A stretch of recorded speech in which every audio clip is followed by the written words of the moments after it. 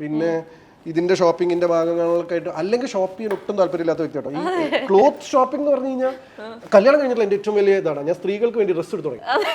ഇവിടെ ഷോപ്പ് ചെയ്യില്ല, ഇവിടെ പോയിട്ട് നിൽക്കും, ഏതാ സെലക്ട് ചെയ്തോളും, ഞാൻ ഇട്ട് കാണിച്ചു തരാം.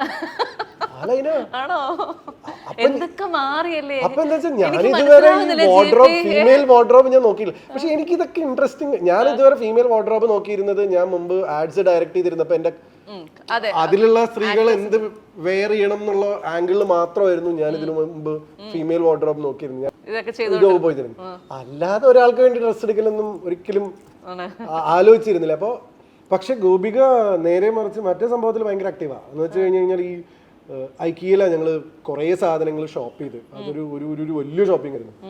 എനിക്കകത്ത് കയറിയിട്ട് ദൈവം ഇതെല്ലാം ഭംഗിയുണ്ടല്ലോ, അതായിരുന്നു അവസ്ഥ. പക്ഷെ ഷീ വാസ് വെരി ക്ലിയർ. അവർക്ക് എന്ത് വേണം എന്നുള്ളതിനെ കുറിച്ച് കൃത്യമായിട്ട് ഓരോ ലൈറ്റ്സ് ഓരോ സാധനങ്ങൾ നമ്മൾ നേരത്തെ പ്ലാൻ ചെയ്തിട്ടുണ്ടായിരുന്നു. 3D ഡ്രോയിങ് ഒക്കെ ചെയ്തിട്ട് അമൽ എന്ന് പറഞ്ഞ ഒരാളാണ് ഡിസൈൻ നമുക്ക് ചെയ്തത്. വുഡ്നെസ്റ്റ് ആണ് ഇന്റീരിയേഴ്സ് ഫുൾ എക്സിക്യൂട്ട് ചെയ്യുന്നത്. അപ്പൊ ഇവര് രണ്ടുപേരും കോൺട്രിബ്യൂഷൻ ഉള്ളതുകൊണ്ട് തന്നെ നമുക്ക് കൃത്യമായിട്ട് എന്ത് വേണം എന്നുള്ളതാണ്. അപ്പൊ ഞാനൊരു പ്ലേറ്റ് എടുത്തത് നമ്മൾ ഉദ്ദേശിച്ച പ്ലേറ്റ് അതല്ല, ഇച്ചിരി കൂടെ ലൈറ്റാ. എന്നിട്ട് പ്ലേറ്റ് എടുക്കുമ്പോൾ ഇത് രണ്ടും കാണുമ്പോഴോ ശരിയാ ഇത്രയും കൂടെ ലൈറ്റാ. ആ ഡിഫറൻസ് ഒന്നും മീൻസ് എനിക്ക് ആ എസ്തെറ്റിക്സ് കുറച്ച് എനിക്ക് തോന്നുന്നില്ല ഞാൻ അത്രയും ശ്രദ്ധിക്കുന്നു.